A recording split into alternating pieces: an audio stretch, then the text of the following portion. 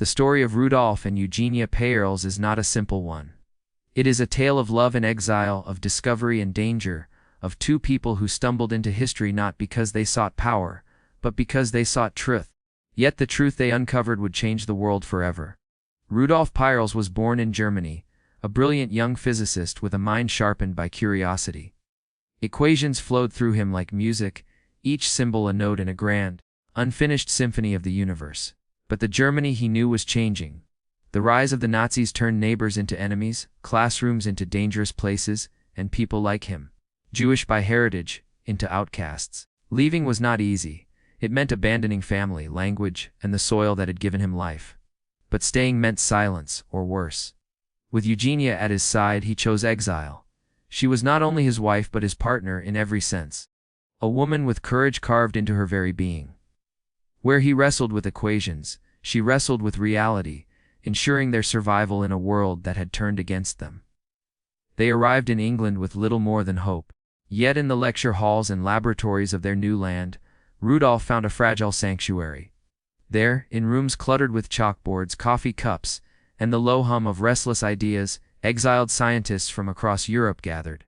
They were a scattered community, driven from their homes by hatred, but united by knowledge.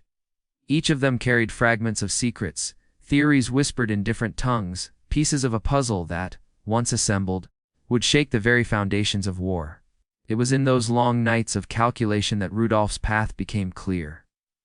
Numbers began to dance in ways that suggested something terrifying. He scribbled late into the night, chalk dust staining his fingers, his brow furrowed in concentration. Eugenia would sit across from him, sometimes silently watching, sometimes asking the simplest but sharpest questions. What does this mean, Rudy? If this energy exists, what will people do with it? At first, the questions felt far away, almost hypothetical.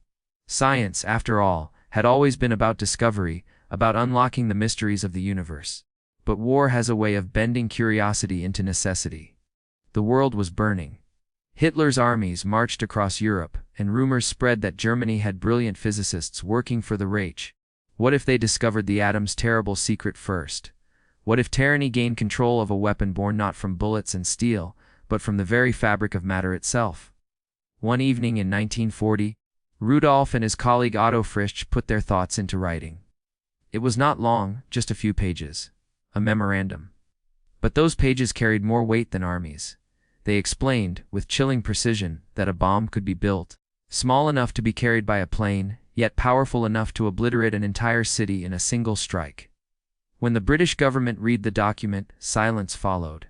The world's future had quietly shifted. For Eugenia, life became a delicate balance. On the surface, she kept their household together in wartime Britain. Ration books, air raid sirens, nights in bomb shelters. But beneath that, she carried the invisible weight of knowing what her husband's mind had unleashed. When Rudolf returned home, weary from long hours of secret work, she would study his face, searching for the man she had married beneath the shadow of what he was becoming. "Do you ever wish you had kept silent?" she asked one night, her voice barely louder than a whisper. Rudolf stared at his hands, stained with ink and chalk. "If silence meant Hitler would get there first," he replied, "then no. But I wonder, Jeannie, when this war ends, will the world curse us for what we've done?" The silence between them spoke louder than words. Soon, the Peierlses were drawn into the greater machinery of war. Their memorandum opened the path to what became known as the Manhattan Project, a sprawling effort across continents to build the bomb before the enemy could. Rudolf traveled, worked, and calculated in utmost secrecy, while Eugenia guarded the heart of their home and carried the burden of knowing. Though she was not in the laboratories, her role was no less vital. She was the one who gave him strength to continue, even when his conscience faltered. The war ended not with the fall of Berlin, but with the blinding light of Hiroshima and Nagasaki. Cities turned to ash in seconds. The weapon that had begun as chalk lines on Rudolf's blackboard had become a reality. Unleashed upon the world, millions celebrated the end of war, but for the Peierlses, celebration was tangled with dread. The very thing that had ended tyranny had opened the door to a future haunted by fear. In the quiet years that followed, Rudolf and Eugenia lived with the duality of their legacy. He continued his work in physics, teaching, researching, giving back to the world in quieter ways. She remained his confidante, his compass, his reminder that behind every calculation stood human lives.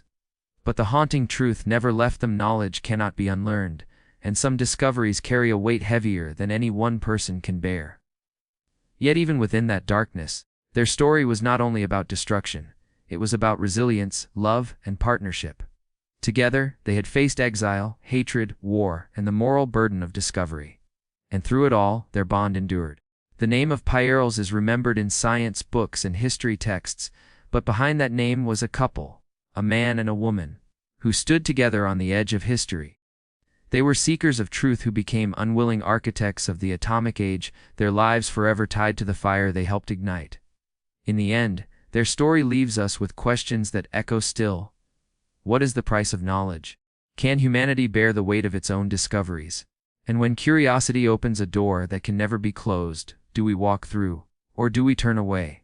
For Rudolph and Eugenia, the choice was made long ago, and the world has been living with it ever since.